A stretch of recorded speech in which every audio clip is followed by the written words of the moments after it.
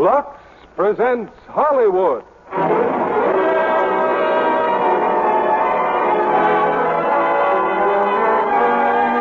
Lever Brothers Company, the makers of Lux Flakes, bring you the Lux Radio Theater, starring Bette Davis, Ann Baxter, Reginald Gardner, and Gary Merrill in All About Eve. Ladies and gentlemen, your producer, Mr. William Keighley.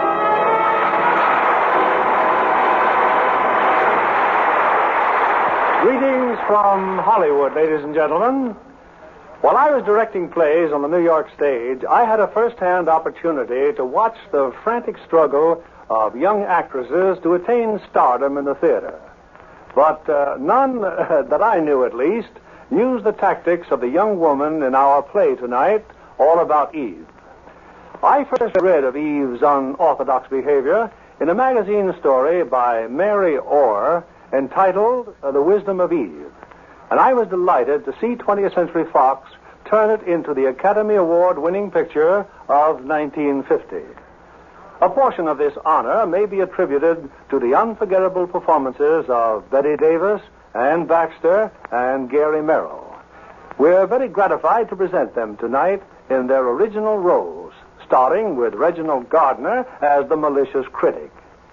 I'm sure if we really knew all about Eve, we'd discover Lux Flakes in her household. You know, Lux Flakes are a must for all discriminating women who demand gentle, safer washing care.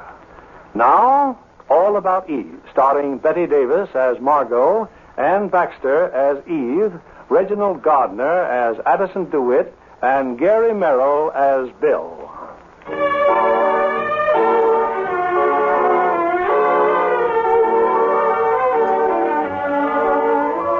To those of the New York theater, no other tribute, critical acclaim, or glorification can approach the heights of recognition represented in the Sarah Siddons Award for Distinguished Achievement. A moment ago, this most cherished honor came to a young actress named Eve Harrington. Among the many eminent personalities present is the noted critic Addison DeWitt.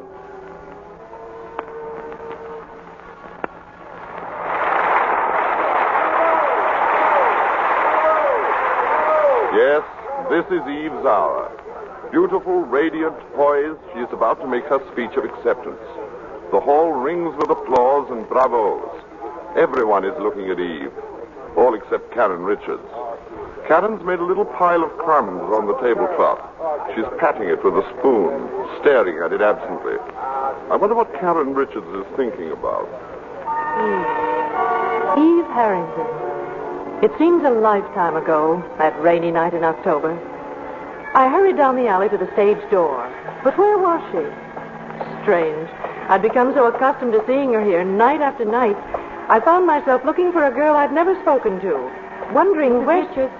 Oh, there you are. Well, it seemed odd suddenly you're not being here. After all, 6 nights a week for weeks, watching Margot Channing enter and leave a theater. I hope you don't mind my speaking to you.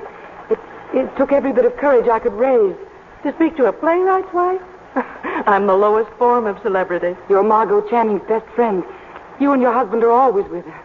Tell me, what do you do in between the time Margot goes in the theater and comes out? Just huddle and wait? Oh, no. I see the play. See the play? You mean you've seen every performance? Yes. Well, apart from everything else, don't you find it expensive? Standing room doesn't cost much. I manage. Well, you're coming with me, young lady. I'm going to take you to Margot. Oh, no. Oh, yes, she's got to meet you. Oh, no, I'd be imposing on her. I'd be just another tongue-tied, gushing fan. There isn't another like you. There couldn't be.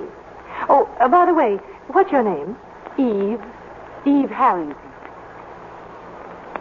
Margot was in her dressing room. Lloyd, my husband, was with her, and of course, Bertie, Margot's maid.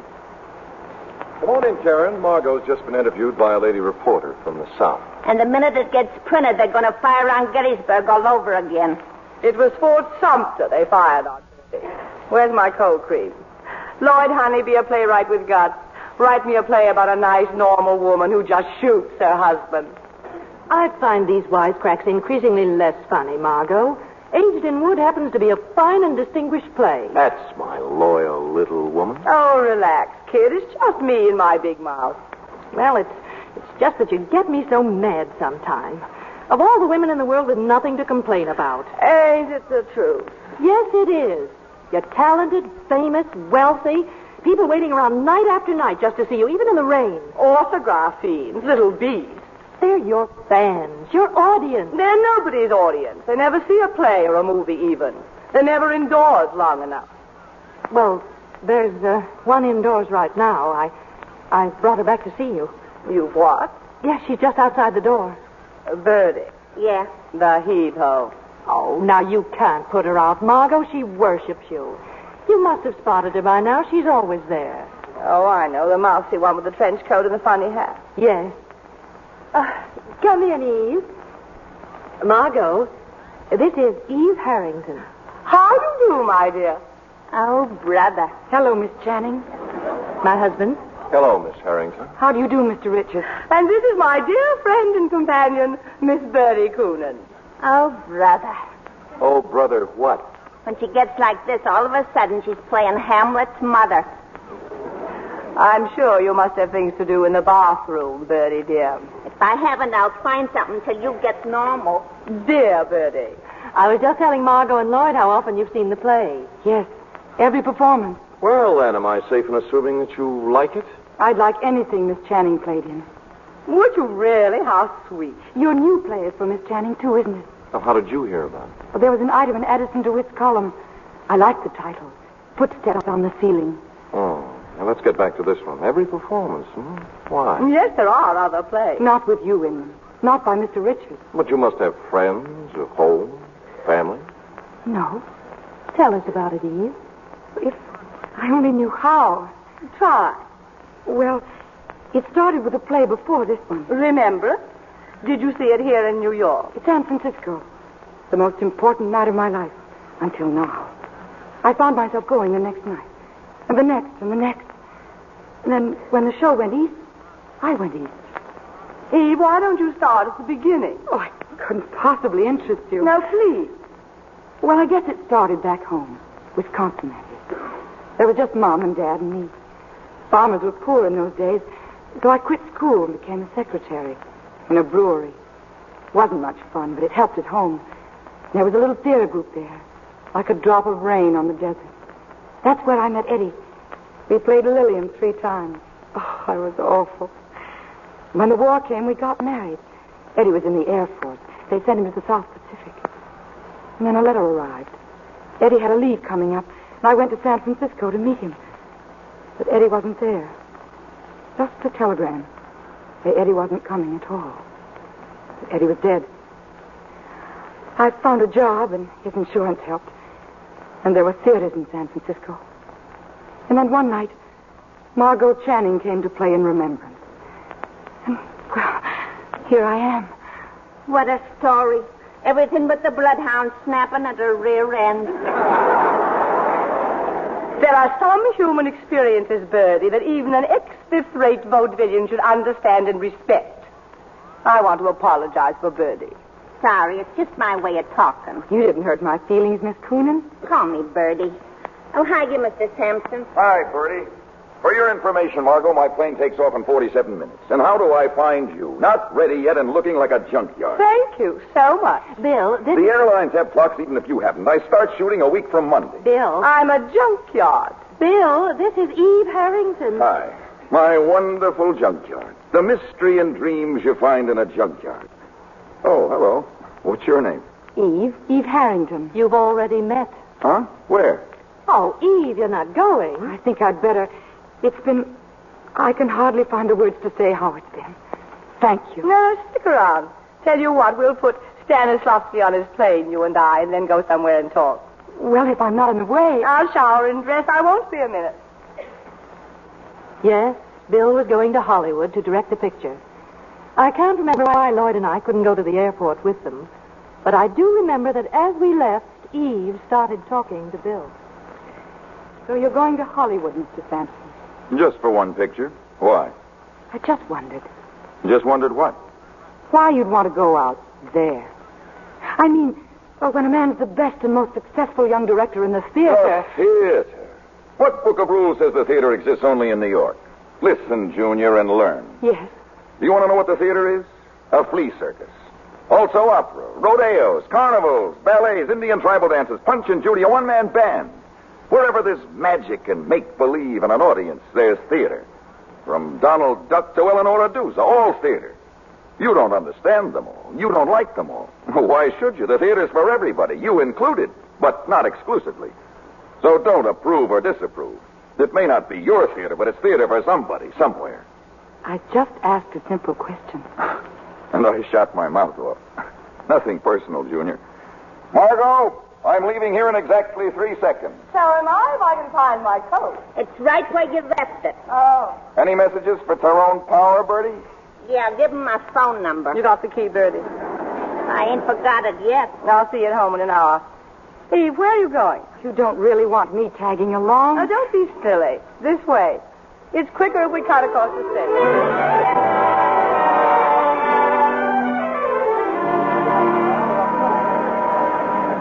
Where is she, Bill? What happened to Eve? She's at the desk picking up my tickets. She said we had so little time to be together that... She's quite a girl. I'd forgotten they grew that way anymore. Yes, that lack of pretense.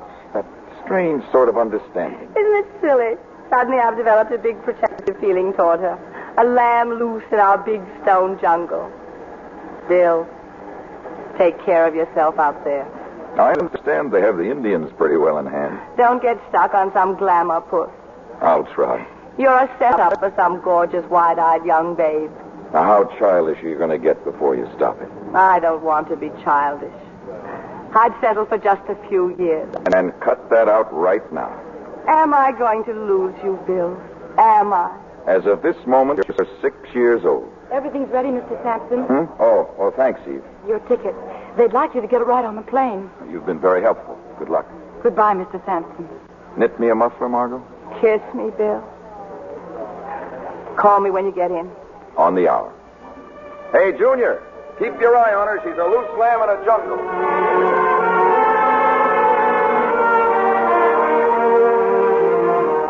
That same night we went for Eve's things, her few pitiful possessions, and she moved into the little guest room. Eve became my sister, lawyer, mother, friend, psychiatrist, and cop. Her quiet efficiency, her constant anticipation of my wishes drove Bertie mad. I loved it. Yes, the honeymoon was on. Early one morning, the telephone rang. I was half groggy with sleep. The operator made no sense to me at all. We are ready with your call to Beverly Hills, California. Where? What call? We are ready with the call you placed for 12 midnight California time to Mr. William Sampson in Beverly Hills. Go ahead, please. Margot, what a wonderful surprise. What a thoughtful, ever-loving thing to do. Bill, have I gone crazy, Bill? You're my girl, aren't you? That I am. Then you're crazy. Oh. When are you coming back? In a week. Well, I'm waiting. When are you going to say it? Oh, now, Bill, you know how much I do, but over a phone. Now, really, that's kid stuff. Kid stuff or not, it doesn't happen every day. And if you won't say it, then you can sing it. Sing it? Sure, like the Western Union boys used to do. Bill, it's your birthday. And who remembered it? Who was there on the dot at 12 midnight? Happy birthday, darling. Well, the reading could have been better, but you said it. Hey, I get a party, don't I? Of course, birthday and coming home. Who'll I ask? Well, it's no secret. I know all about the party. Eve wrote me. Eve? She did? Sure, she hasn't missed a week since I left. But you know all about that. You probably tell her what to write. But tell me, how is Eve, okay? Okay. I love you. I'll check with Eve. I love you, too. Good night, darling. I thought a lot about that phone call. In the morning when Bertie came in with my breakfast. That's a silly question to ask me. All I said was, you don't like Eve, do you? You want an argument or an answer? I'd like an answer. No. Why not? Now, you want an argument. Well, she's loyal and efficient. Like an agent with only one client. She thinks only of me, doesn't she? I'll say. How do you mean that? Well, I'll tell you how. Like she's studying you. Like you was a book or a play or a set of blueprints. How you walk, talk, eat, think, sleep. I'm sure that's very flattering, Bertie, and I'm also sure. Good morning, Eve. I'm going downtown now, Miss Channing. Is there anything else you've thought of? Well, there's that script to take back to the guild. I got it. And those checks for the income tax man. Right in this envelope.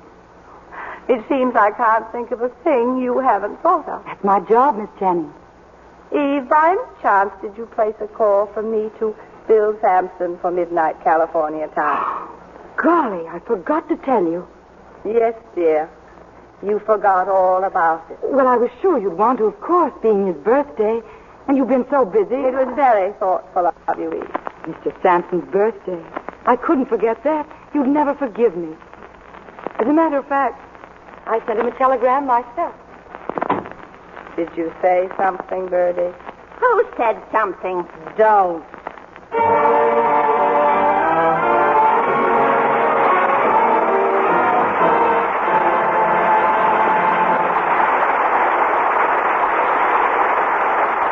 Before we return with Act 2 of All About Eve, here's our producer, William Keeley, with his movie news of the week. And good news. Theodore Dreiser's much-discussed novel of the 20s, An American Tragedy, has been made into a distinguished motion picture, brought up to date in time and settings by Paramount under the title A Place in the Sun. The superb cast, Montgomery Clift, Elizabeth Taylor, and Shelley Winters. And the critics seem to agree that all three give the best performances of their careers. The story, told with mounting suspense, concerns a poor boy played by Montgomery Clift who finds comfort in a lonely factory girl, Shelley Winters. But as he progresses to wealth and success, he falls in love with Elizabeth Taylor and aspires to the social set of which she's a part. His unwillingness to marry Shelley when she needs him involves him in the famous boating accident that leads to his downfall. A Place in the Sun definitely deserves a place on your list of films to see. The cast alone, Bill, is a triple threat. And Elizabeth Taylor, as a wealthy society girl, wears such gorgeous clothes. For instance, Edith Head, Paramount's well-known designer, created a stunning, luxable costume for the important scene at the lake. It's white organdy with layers of organdy petticoats to give it that doll-waisted look so smart this season. It was luxed again and again, stayed just as lovely as new. Shelley Winters' wardrobe looks extra drab by comparison. Well, she plans to make up for it on her trip to Paris. She's counting on a shopping spree, collecting exquisite handmade slips and nighties and negligees. And if I know Shelley, she took several boxes of Lux in her luggage to make sure her things get the safest possible care. Scores of famous Hollywood screen stars say there's nothing like new Lux with color freshener. It's perfect for all kinds of lingerie. Silks, rayons, nylons, and fine cotton. White stay dazzling white as new. Delicate colors more brilliant than ever before. No wonder makers of lingerie advise Lux 33-1. Why don't you get a big box of new Lux tomorrow? Give your nice things that nicest new Lux look. Now, here's your producer, Mr. William Keeley. Act 2 of All About Eve, starring Bette Davis as Margot, Ann Baxter as Eve, Reginald Gardner as Addison DeWitt, and Gary Merrill as Bill.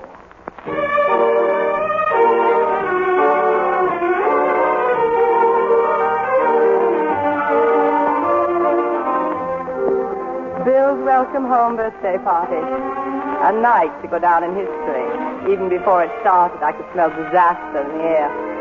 When I went down the stairs, I was surprised to find that Bill had already arrived.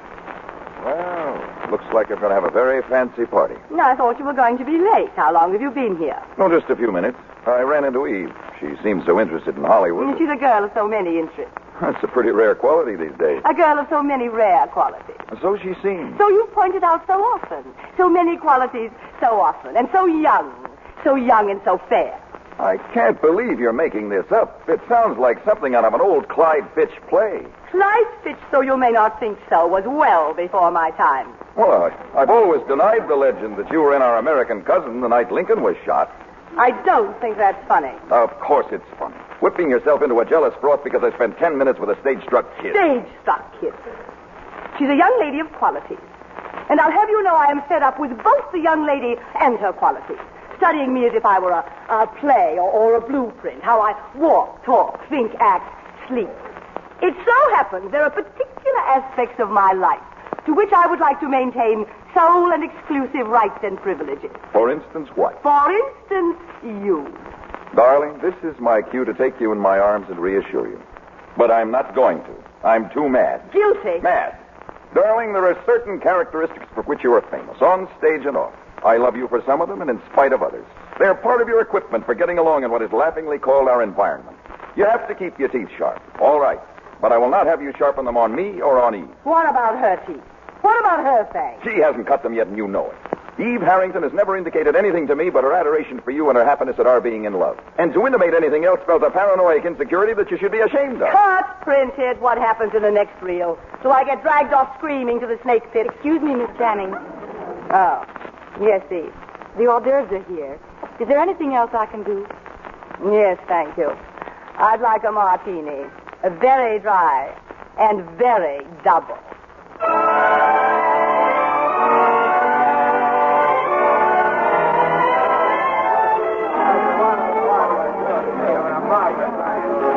Well, I've been looking for you, Margot. Karen and I have to run along. It's been a swell party. Where's Karen Lloyd? Upstairs. Yes, getting her coat, I think. How's the new play coming along? Footsteps on the ceiling? Oh, all right, I guess. And the girl? Is she still 20? No, 20-ish. It's not important. Don't you think it's about time it became important? Margot, you haven't got any age. Margot Channing is ageless. Spoken like a press agent. Lloyd, I'm not 20-ish. I'm not 30-ish. 3 months ago, I was 40 years old. 40. That slipped out. I hadn't quite made up my mind to admit it. You've had another fight with Bill, am I right? Bill's 32. He looks 32. He looked at 5 years ago, and he'll look at 20 years from now. I hate men. Don't worry, Lloyd. I'll play your play. I'll wear rompers and come in rolling a hoop if you like. Now get out of here. Go find your wife.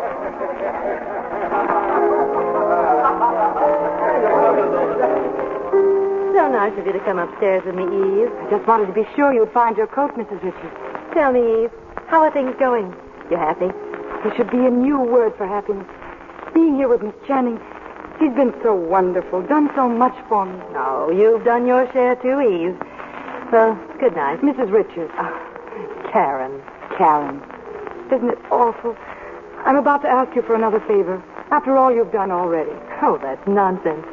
It's just that Miss Channing's affairs are in such good shape now, and I heard that Miss Channing's understudy was going to have a baby, and they'd have to replace her, so I... You want to be Margot's new understudy. I don't let myself think about it even. But I do know the part so well, and every bit of the staging.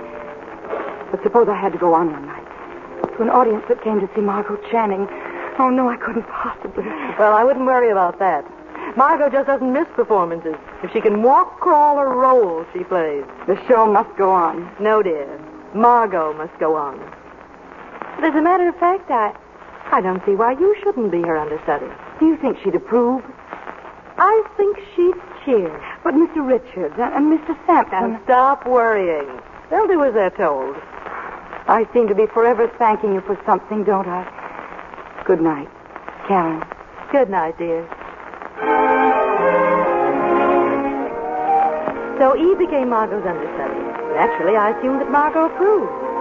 One afternoon, Margot went to the theater. Someone else was leading the cast, and Margot had consented to help with an audition. A friend of Addison DeWitt's, a Miss Caswell, was trying out for the part. Margot, how nice to see you. Why aren't you in the theater, Addison, at the side of your protege lending her moral support? Oh, but I did. The audition, however, is over. But it can't be. I came here to read with Miss Caswell. The audition was called for 2:30. It's now nearly 4. Is it really? Who read with Miss Caswell? Bill? No. Lloyd? No. Well, who then? Naturally enough, your understudy. Well, I consider it highly unnatural to allow a girl in an advanced state of pregnancy. I refer to your new understudy, Miss Eve Harrington. Eve? My understudy? Oh, didn't you know? Of course I knew. It just slipped your mind. How was Miss Caswell?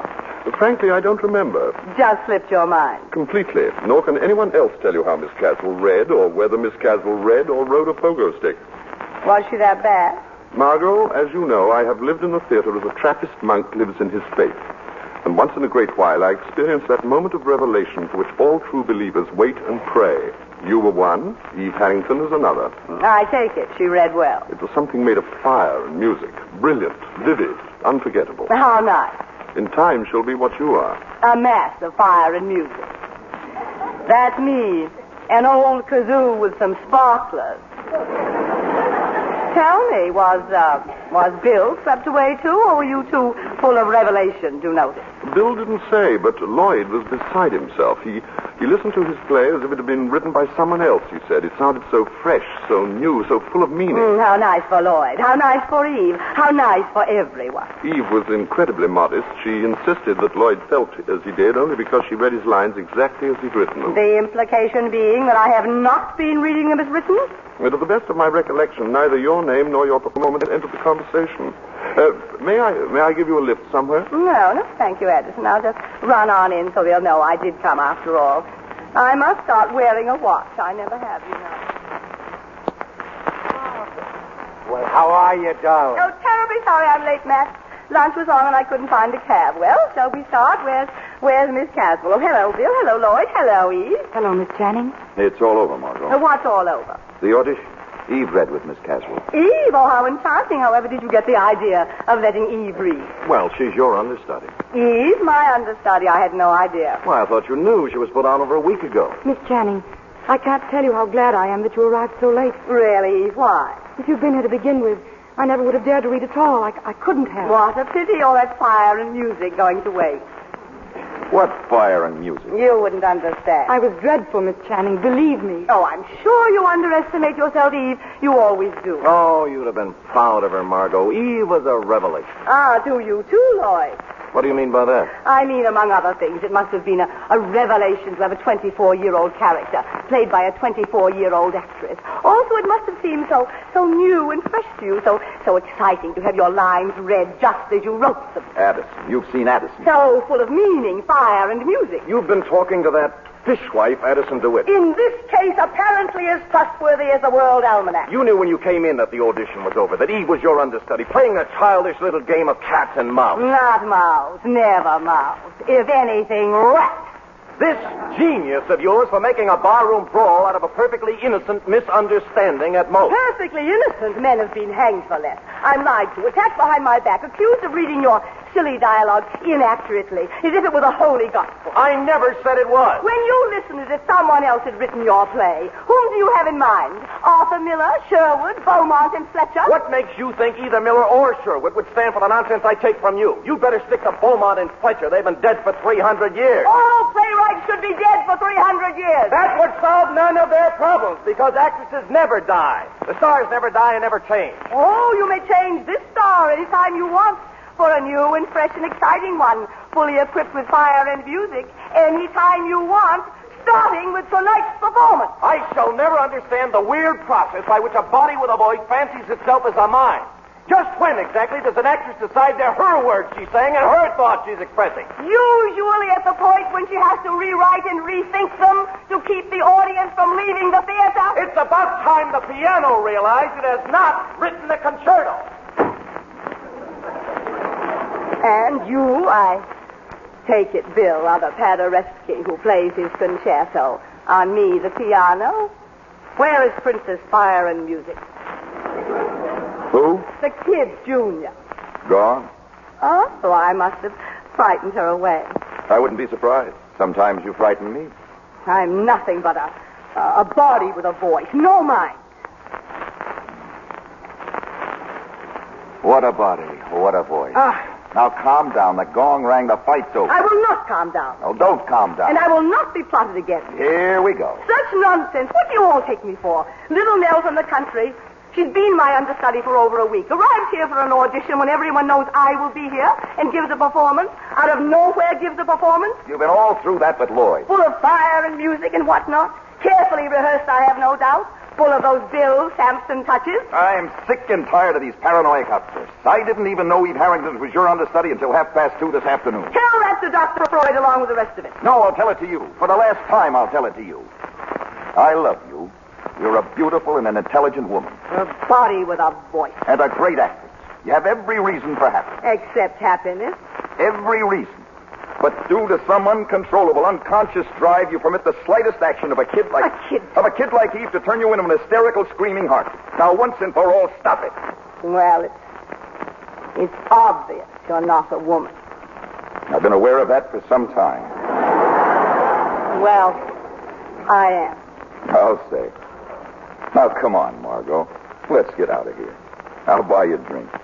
I'll admit I may have seen better days, but I'm still not to be had for the price of a cocktail like a salted peanut. Margot, let's make peace. Terms are too high. Unconditional surrender. Just being happy. Just stopping all this nonsense about Eve and Eve and me. Oh, it's not nonsense. I wish it were. I said before it was going to be my last try, and I meant it. I can't think of anything else to do. I wish I could. Goodbye, Margot. Phil, where are you going? To find Eve? That suddenly makes the whole thing believable. Phil? Oh, no.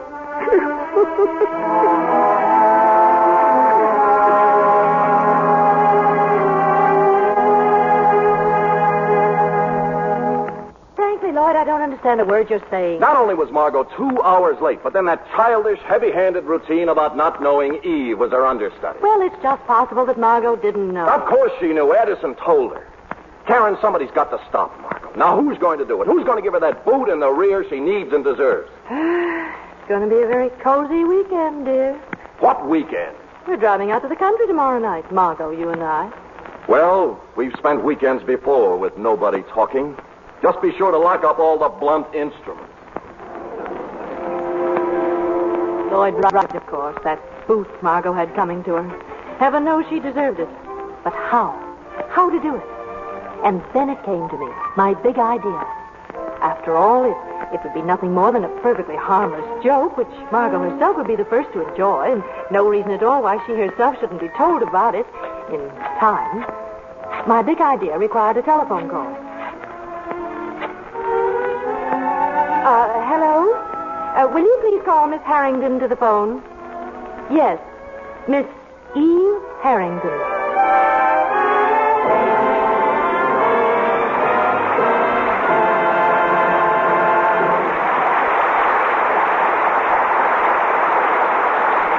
Before we continue with Act 2 of All About Eve, I'd like to introduce a special guest, Miss Jean Mayberry, the charming daughter of a friend of mine, the casting director at 20th Century Fox.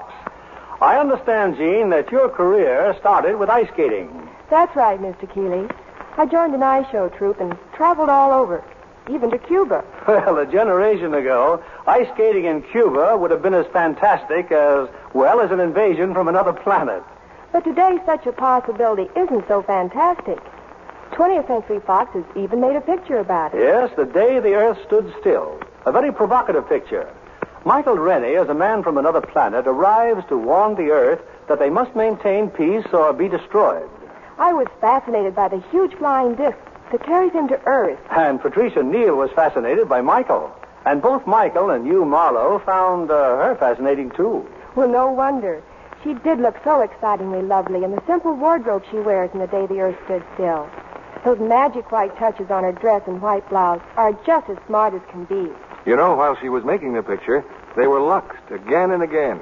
New Lux with color freshener just works miracles, keeping them looking white as new, luxing after luxing. Amazing New Lux, you know, keeps white silks and rayons whiter than ever before. And white cottons, from piquets to organdies, look dazzlingly white without bleaching. Colors stay unbelievably vivid and new-looking. Oh, I'm a Lux fan from way back, Mr. Kennedy. I was born and raised in Hollywood, so I know how the screen stars love Lux. Patricia Neal says New Lux is even better than ever. Thank you, Jean Mayberry. We're delighted to have you tonight. Women all over the country are excited about wonderful New Lux. Now they're using it for nicer everyday washables, as well as their loveliest dresses and blouses. It's so safe.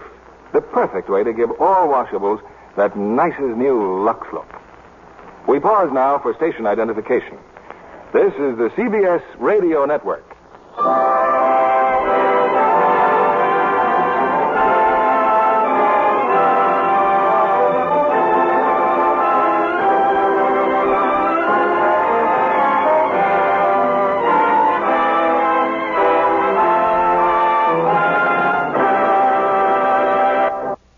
The curtain rises on Act 3 of All About Eve, starring Bette Davis as Margot, Ann Baxter as Eve, Reginald Gardner as Addison DeWitt, and Gary Merrill as Bill.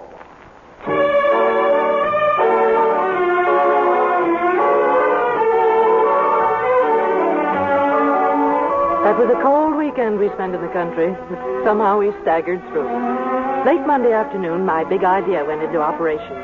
Its purpose was to make Margot miss her performance so that Eve would have to take her place. All I did was drain the gas tank of the car. My timing was perfect. Margot missed her train, and we sat there on the highway, the two of us, while Lloyd, cursing softly, went down the road in search of gasoline. Cigarette, Karen? No, thanks, dear. I haven't been very pleasant this weekend. Well, we've all been a little tense lately. More than any two people I know, I don't want you and Lloyd to be angry with me. No, how could we? You're Margot. And what is that? Besides something spelled out in light bulbs, I mean.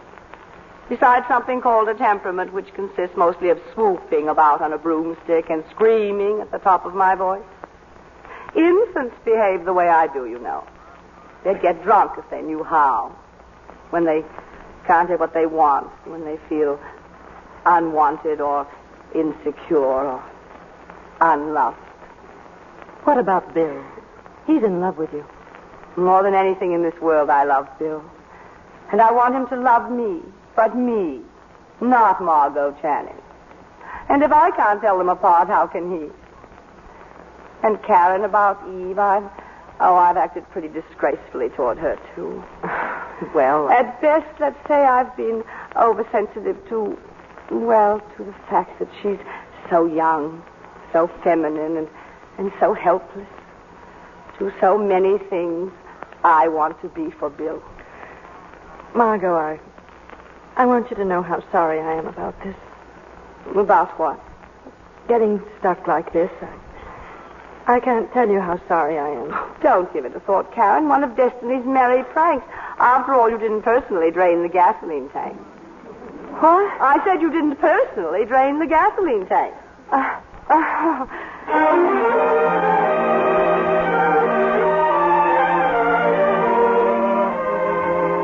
This is Addison DeWitt. It is now my turn to tell you all about Eve. That night, with Margot Channing marooned in the country, Eve Harrington took her place on the stage. Her performance was magnificent, but one thing puzzled me. Why was I invited to that particular performance? A performance about which the management knew nothing until curtain time, when Margot failed to appear. Afterwards, I went backstage. Her dressing room door was closed, but I overheard a rather interesting conversation. Eve and Bill Sampson. So you can be very proud of yourself, Eve. That was a wonderful job you did tonight. I'll admit I had my doubts. You shouldn't have had any doubts. You're right. With work and patience, you'll be a good actress, if that's what you want to be. Is that what you want me to be? Well, I'm talking about you and what you want. So am I. Well, what have I got to do with it? Everything.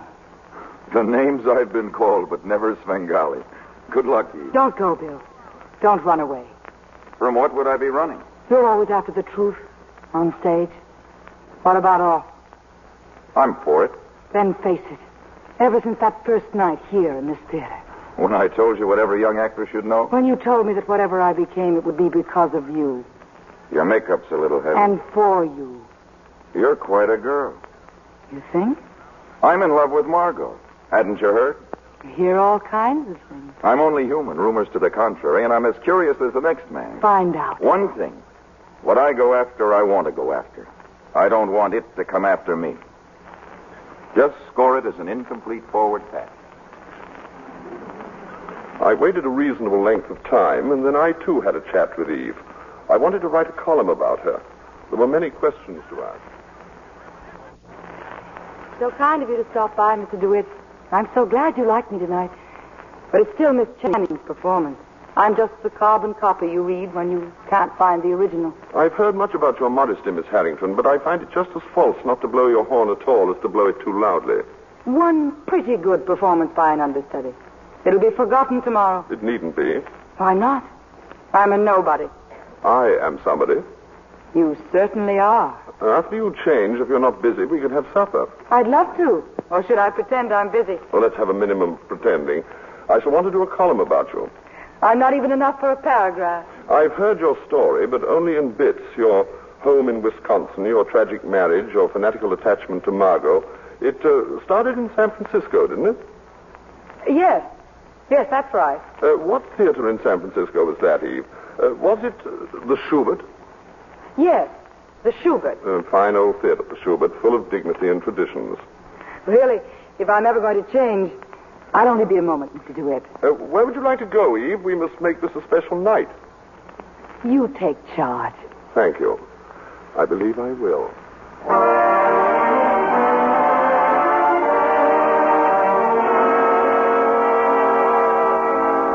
Stop saying you can't believe it, Karen. It's right here in print, isn't it? By Addison DeWitt. Listen to this. Miss Harrington had much to tell about the lamentable practice of permitting mature actresses to play roles requiring a youth and vigor of which they retain but a dim memory.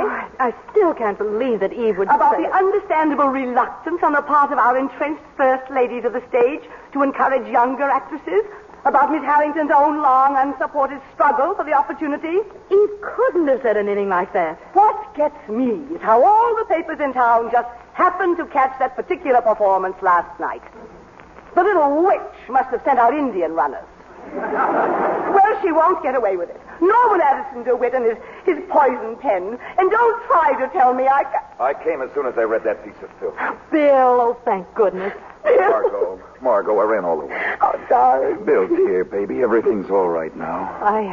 I guess at this point you and Margot might rather be alone. Yeah, do you mind, Karen? Margot, baby. Thanks, Karen. We'll phone you later.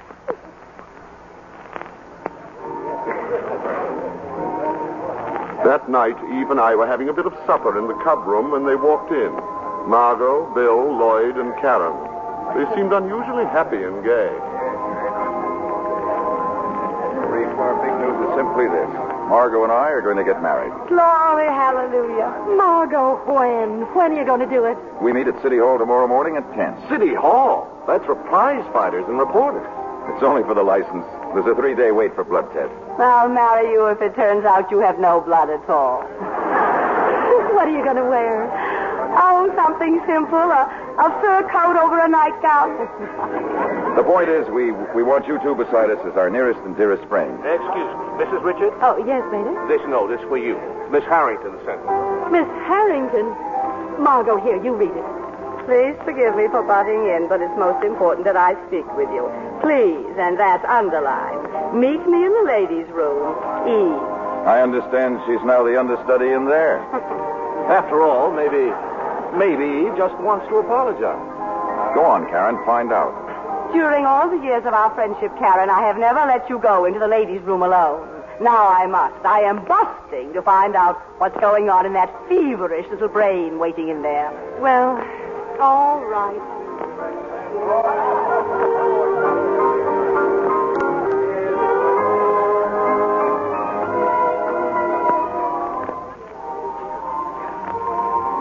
Thank you for coming, Karen. I just had to speak to you. It's about Mr. DeWitt's column. Are you going to tell me you didn't really say any of those things? All I know is that I tried to answer Mr. DeWitt's questions. You try to say what you mean, but somehow the words change. They become his words, and suddenly you're not saying what you mean, but what he means. I just wanted you to know the responsibility is mine, and the disgrace. No, let's not get over dramatic. You really have a low opinion of me, haven't you? You'll be glad to know I've been told off in no uncertain terms all over town. Oh, now, Eve, don't cry. After all, you still have a powerful friend in Addison DeWitt. He's not my friend. You were my friend. I'll never get over this. Never. Oh, yes, you will. You're very young and very talented. And believe it or not, if there's anything I can do. There is something. Yes. I think I know. Something most important you can do. Lloyd's new play. You want me to tell Lloyd, I think you should play the lead. If you told him to, he'd give me the part. He said he would. Don't you know that part was written for Margot? It might have been 15 years ago. It's my part now. You've got to tell Lloyd it's for me. I don't think anything in the world would make me say that. Addison wants me to play it. Over my dead body. That won't be necessary, Karen. Eve, Addison knows how Margot happened to miss that performance last night, and how I happened to know she'd miss it in time to call him and notify every paper in town. Oh, you better sit down, Karen. You look a bit wobbly. If I play Cora, Addison will never tell what happened, in or out of print. A simple exchange of favors. I'm so happy I can do something for you at long last. Your friendship with Margot, your deep, close friendship. What would happen to it, do you think, if she knew the cheap trick you'd played on her for my benefit? No. It'd be so much easier for everyone concerned if I were to play Cora. So much better theater, too. You do all that just for a part in a play. I'd do much more for a part that good. Excuse me, Karen. Addison's waiting for me. Care to look at a menu, Eve? But you can't be very hungry after all that humble pie. Nothing of the kind, Addison. Karen and I had a nice talk. Including a casual reference to the part of Cora and your hopes of playing it. I discussed it very openly. And Karen mentioned, of course, that Margot expects to play the part. Oddly enough, she didn't say a word about Margot. You know, Eve, sometimes I think you keep things from me. I don't think that's funny. It wasn't meant to be. I confide in you and rely on you more than anyone I've ever known. To say a thing like that now, without any reason, when I need you more than ever. I hope you mean what you say. I intend to hold you to it. We have a great deal in common, it seems to me. You know what I'm talking about? Yes. What do you say? That's right. Well, what happened, Karen? Oh, nothing much. She apologized. With tears. With tears. Oh, very classy stuff. Lots of technique. Groom, may I have a wedding present? What would you like? Texas? I want everybody to shut up about Eve. Just shut up about Eve. That's all I want. Never have I been so happy. So happy and forgiving.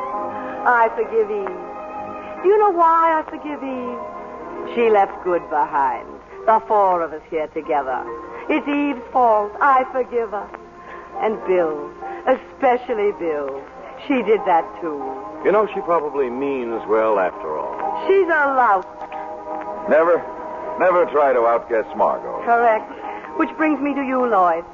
Lloyd, I don't want to play Cora. You... What? Now, wait a minute, Karen. You've always been so touchy about his plays. It isn't the part. It's a great part. But not for me anymore. Not for a four-square, upright, downright, forthright married lady. What's your being married got to do with it? Oh, it means I've finally got a life to live. I don't have to play parts I'm too old for anymore, just because I've got nothing to do with my night. Oh, Lloyd, please understand, please. What's so funny? Oh, nothing. Nothing. Everything's so funny. Everything.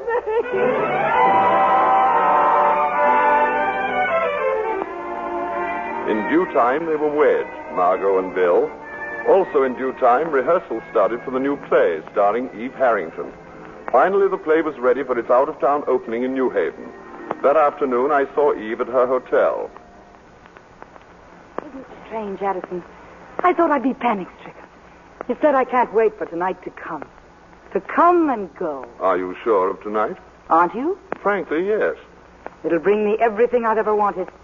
The end of an old road, the beginning of a new one. All paved with diamonds and gold? You know me better than that. Well, paved with what, then? Stars. What time is it? Almost 4. Oh, good. Plenty of time for a nice long nap. You could sleep now, couldn't you? Why not? The mark of a true killer. Sleep tight, rest easy, and come out fighting. Why did you call me a killer? Oh, did I say killer? I meant champion. I get my boxing terms mixed. Oh, by the way, there'll be a party here tonight. You'll come, won't you? We're having everyone up after the performance. We are? Lloyd and I. I find it odd that Karen isn't here for the opening, don't you? She's always been so fanatically devoted to Lloyd. Addison, a few moments ago, I said this would be a night to remember. I didn't mean just the theater. What else? Lloyd. He's going to leave Karen. We're going to be married. So that's it. Still just the theater, after all. It's nothing of the kind. Lloyd loves me. I know nothing of Lloyd and his loves. I leave those to Louisa May Alcott. But I do know you. I'm in love with Lloyd. Oh, Addison, won't it be just perfect? There's no telling how far we can go. You'll write great plays for me. I'll make them great. You're the only one I've told. The only one who knows except Lloyd and me. And Karen? She doesn't know. She knows enough not to be here. But not all of it. Not that Lloyd and I are going to be married. Well, say something. Anything. Congratulations. Goal. Good work, Eve. What do you take me for? Is it possible, even conceivable, that you've confused me with that gang of backward children you've played tricks on? That you have the same contempt for me you have for them? I'm sure you mean something by that, Edison. But I don't know what. I'm nobody's fool, Eve. Least of all yours. I never intended you to be. Yes, you did, and you still do. I still don't know what you're getting at. You know it as well as I do that Lloyd may leave Karen, but he will not leave her for you. What do you mean by that? You will not marry Lloyd Richards or anyone else for that matter because I will not permit it. Will not permit it? Well, that sounds medieval, something out of an old melodrama. So does the history of the world for the past 20 years. Frankly, I had hoped that somehow you would have known, that you would have taken it for granted that you and I... You? And I? Now remember, as long as you live, never to laugh at me. At anything or anybody else, but never at me. Now, to begin with, your name is not Eve Harrington. It's Gertrude Slezinski. Get out. It's true that you worked in a brewery, but life among the malts and hops was apparently not as dull as you pictured it. In fact, it got less and less dull until your boss's wife had your boss followed by detectives. She never proved anything. Not a thing. The $500 you were paid to get out of town brought you straight to New York, didn't it? She was a liar. She was a liar. There was no Eddie, no pilot. You've never been married. That was not only a lie, but it was an insult to dead heroes and to women who loved them. San Francisco has no Schubert Theater. You've never been to San Francisco. That was a stupid lie, not worthy of it. I had to meet Margot. I had to say something. Be somebody. Make her like me. And she did like you. She helped you and trusted you. And you paid her back by trying to take Bill away. That's not true. After you failed with Bill, you used my name and my column to blackmail Karen into getting to the part of Cora. And you lied to me about it. No. Sweetie, I had lunch with Karen not 3 hours ago. As always with women, she told me more than she'd learned. That I should want you at all suddenly strikes me as the height of improbability, but that in itself is probably the reason. You're an improbable person, Eve, and so am I. We have that in common. Also, an inability to love, insatiable ambition, and talent. We deserve each other. Are you listening to me? Yes, Addison. And you realize and you agree how completely you belong to me? Yes, Addison. Then take your nap, and good luck for tonight. I won't go on tonight. I couldn't. Not possibly I couldn't go on. You'll give the performance of your life. I won't. I can't. But of course she did go on. And ever since, her triumph has endured. And that is why she's here tonight, here at the Sarah Siddon Society. Eve is now on the dais, so gracious and modest, telling the distinguished guests that the award belongs not to her, but to those who made it possible. Margot and Karen, Bill and Lloyd. Let's listen in. But without their kindness and friendship and faith and confidence in me, this night could never have been. How can I ever repay them?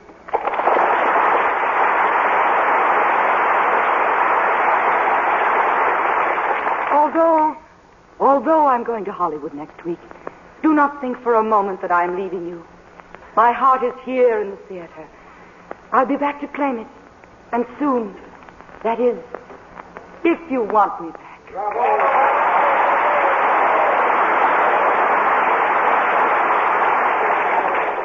Congratulations, Eve. Thank you, Karen. Nice speech, Eve. Thank you, Margot. I wouldn't worry too much about your heart, Eve. That little statue they gave you, you can always put it where your heart ought to be. Oh, Mr. DeWitt. Why, Miss Caswell, how nice to see you again. Isn't she wonderful, Mr. DeWitt? There's no one like Eve, Miss Caswell. No one in the world. Tell me, Miss Caswell, do you want someday to have an award like that of your own? Oh, more than anything. Then you must ask Keith Harrington how to get one. Miss Harrington knows all about it.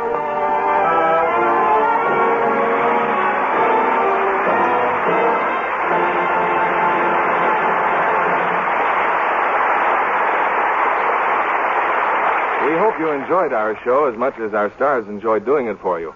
In just a moment, Mr. Keeley will return to the footlights with them and give you a preview of next week's show. Of course, you know what a reputation screen stars have for beautiful clothes. Well, you can give your washables the very same care the stars insist on for their own gorgeous things. It's New Lux with Color Freshener, the most wonderful improvement ever made in a wonderful product. Don't take my word for it. Try it yourself, and you'll agree you've never seen anything like the magic it works on colors. It actually keeps white things white as new, makes colors sparkle like jewels, and keeps your prints sharp and brilliantly clear. No other soap, no other type of suds is safer for your nice things. Your washable silks, rayons, nylons, and fine cottons. Once you've tried New Lux with Color Freshener, you'll never again put up with anything else. Get a big box of New Lux with Color Freshener tomorrow. Use it for all your washables. You'll be thrilled with their nicest new Lux look. Now, here's Mr. Keeley with our stars. And here they are, an outstanding cast to take a bow for outstanding performances. Bette Davis and Baxter, Reginald Gardner, and Gary Merrill.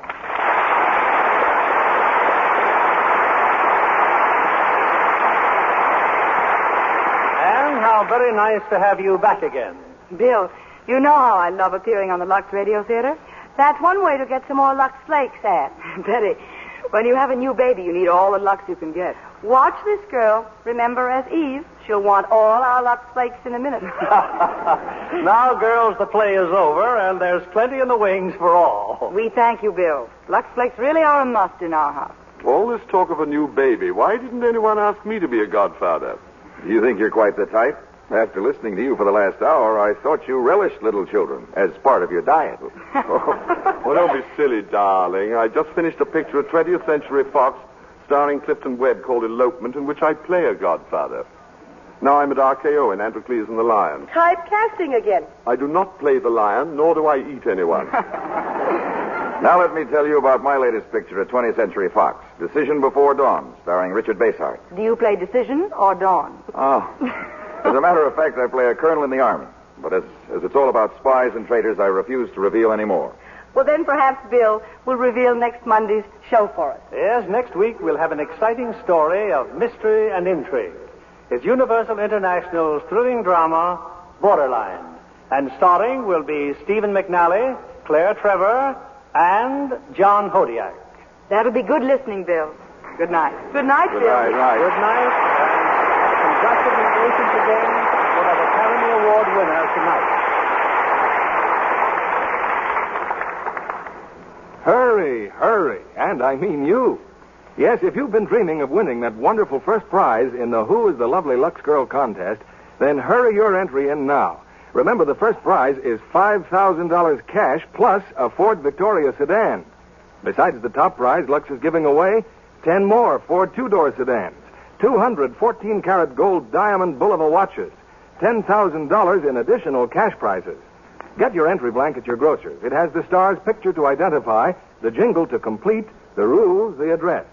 To each entry, attach 2 Lux soap wrappers, either bath or regular size.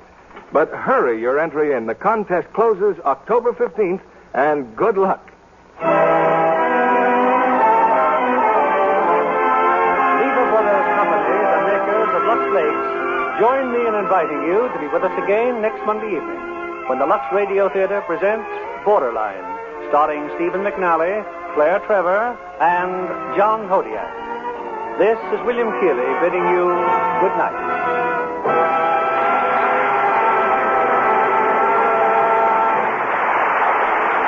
This year, the United Red Feather campaigns for the community chest must raise additional funds because of the defense emergency. So let's give the United way. Ann Baxter appeared through the courtesy of 20th Century Fox, who will soon release The Desert Fox, starring James Mason. Heard in our cast tonight were Paula Winslow as Karen, Stephen Dunn as Lloyd, Ruth Parrott as Bertie, and Barbara Fuller, Joe Forte, and Eddie Marr. Our play was adapted by S.H. Barnett, and our music was directed by Rudy Schrager. This is your announcer, John Milton Kennedy, reminding you to join us again next Monday night to hear Borderline, starring Stephen McNally, Claire Trevor, and John Hodiak.